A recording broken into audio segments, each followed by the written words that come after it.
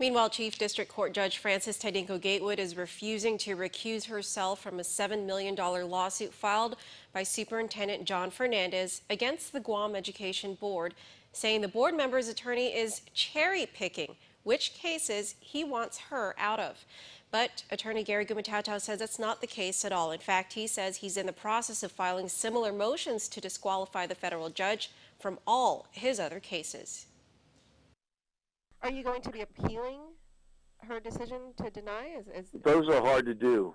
The high-profile case is already drawing some criticism, and it's barely even begun. It all started with ousted Guam Department of Education Superintendent John Fernandez's efforts to sue the Guam Education Board and 6 of its current and former members for $7 million in damages on civil rights allegations. Fernandez says his due process rights were violated when the board voted to terminate his contract and proceed with a public hearing on his employment.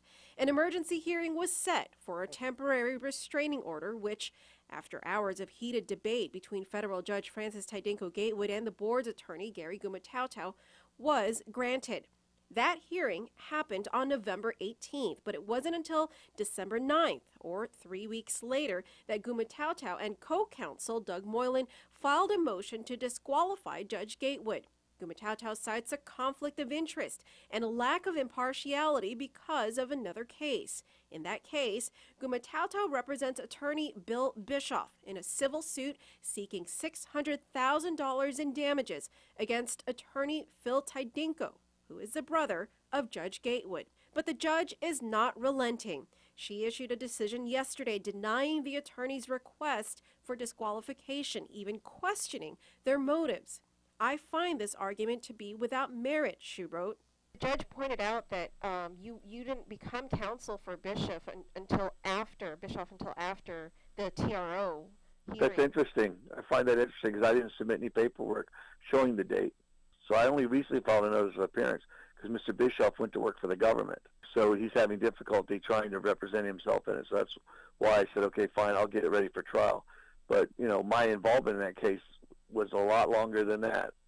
But you didn't mention anything at the TRO hearing. I kept complaining that we never got served. Gumatautau points out that the November 18 hearing was so sudden he had no time to prepare for much other than to appear and argue against a temporary restraining order. And the judge finally said, I'll give you a copy of the complaint and I'll give you 10 minutes to read it. And I complained they had 10 days to get ready. So how come I'm getting only 10 minutes to read it? And where's the rest of the papers? There were other moving papers. We didn't get anything served on us. I see. And yet we showed up that night. To prepare for any kind of motion to disqualify the Not judge? really. We were just generally prepared for any kind of, motion. Judge Gatewood also questioned Gumatautau's motives in the case, saying, quote, he is cherry-picking which cases I should recuse myself from out of the 33 cases he has before me, which makes his argument for any appearance of impartiality suspect, end quote. We're filing the rest of them now. The fellow that does our runs is a contractor, so he didn't get them all yesterday. They weren't all done. So he's taking the rest of them over to file them. So we're filing every case I have. Okay, but well, why would I cherry pick? As to attorney Moylan, Judge Gatewood said he lacked any real argument on any solid evidence of impartiality.